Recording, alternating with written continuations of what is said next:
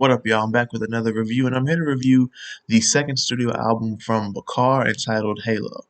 Now, I'm familiar with Bakar. He dropped Nobody's Home back in 2022. I remember a couple songs off that album, and going back to it a few times thinking, am I about to review this? But then the more I listened to it, for some reason it didn't click as well as it did on the first listen. So I'm glad to hear Halo and go, yeah, I have to review this. I want to say I knew about Bakar before he dropped Nobody's Home. He dropped a mixtape in 2018, Bad Kid. I don't remember seeing that album cover, or that mixtape cover. And in 2019, he dropped his extended play EP, Will You Be My Mellow? And I don't remember seeing that either. But for some reason, I want to say I've heard his name before he dropped Nobody's Home in 2022. He's from England. He's a British singer. Uh, just a little background for y'all who may not be familiar with him. Let's go ahead and get right into the review. This is a shoot. I didn't review every track. I didn't talk about every track on here. Pretty much every track. Though. This is an 11-track, 34-minute album. Go ahead and get right into it. The first track. One in, one out. This is a track about being halfway there, but not completely together with somebody. And here Bakar just expresses how he'll wait and he'll change for the better. And I like this as an intro. It's a really nice welcome to this album. The next track, Alive, which was it the only single to promote this album? I forget if that was the case or not. It's upbeat in terms of the tempo. The vibe is melancholic and very yearning, though. This is just a track about wanting to be free, wanting to be or feel alive, and it's one of those on the run type of beats. Like I said, up tempo, and I can visualize a music video or slight animation or a visual to a beat like this. And just talking about running from the system, searching for the wrong thing, and it's got a bit of an indie rockish vibe, which apparently is what he's known for. I want to say I remember a bit of that on Nobody's Home. But yeah, and what I read about what Bakar had to say about this track on Genius via Apple Music, I did enjoy that. And I found myself feeling that way about like the last track on this album as well. The next track, Facts underscore Situations. And this is just a track about hating, well, the facts and the situation. Like, well, it's got a somber guitar tone, which I really fuck with, and a horned up outro.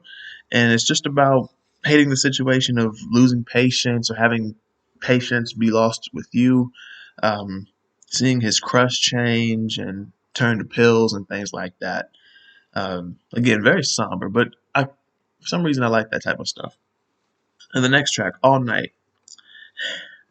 This track is like the most upbeat beat yet, in terms of like the tempo and the vibe, but it's contrasted with darker lyrics, which is like a theme on this project. And from what I can understand from what Bakar said, that's kind of intended. But yeah, just talking about being aching and having your mind running wild and feeling high and alive, and at the same time feeling small, going through all this, everything, all night, and wanting to go through all this in one night, or at the same time just for one night. Now, the next track, Selling Biscuits. It sounds like San Marcos by Brockhampton, at least that guitar does. Um, and just saying like so long, and how talking about how life goes on. It has that kind of melancholic vibe to it. And just talking about how selling biscuits to rich kids is what keeps Bakar high and helps him get by. Selling these biscuits to kids with similar bad habits as him because they're all misfits. The next track, I'm Done. This is back to the up-tempo style. It's very funky and melancholic at the same time. And this is just a track about being done waiting for um, not necessarily his love, like his lover to come home, but for that person's love to come home to him. Now, the next track, right here. Wait, no. Did I even write anything for that? I did write something for that. Okay, I didn't. I just didn't hit like on Spotify for some reason. Okay. This is just about missing the person that you used to be with, and how you just can't wait for them to be right here in front of you again, even though that you're not with them anymore. It's a cool track. It's Here, this is where we get into the part of the album where it's not as good as the first half. So yeah, the second half for me isn't really as good as the first half. These next two tracks are like not downers. I still like them, but they're just not like the ones in the first half. The next track, "Hate the Sun." This is a track about still being in love, and just I don't want to say an ode, but just a thank you to the person who um, helped him find something to write, helped him find these songs that we get to hear, and just the adventures back in the summer of staying in, skipping out on weekends, running from your troubles, chasing rainbows while wearing plain clothes. Um, it's sweet. It's kind of ironically sweet, but given like the subject matter and the title and how you feel or how Bakar was feeling, still it's a sweet track. And the next track, "Invisible." Okay, now this reminds me of All Night as far as the beat just being up tempo, but it's like contrasted again. This is just about like, well, Bakar says how he came in with this person and now he can't find them, can't feel their fingers, and how he realized or didn't realize that this person was his to lose. And with that feeling, he doesn't want to be here anymore. He'd rather swing from the chandelier. He feels invisible. So yeah, dark. Contrasted with the with the beat that would make you think we're heading to the club. But sometimes, at least from what I understand, what I've heard, you go to the club. Sometimes you're just crying. It's like this is what this is what this track is, unfortunately. And the next track, "To Open My Heart," which I also didn't hit like on Spotify.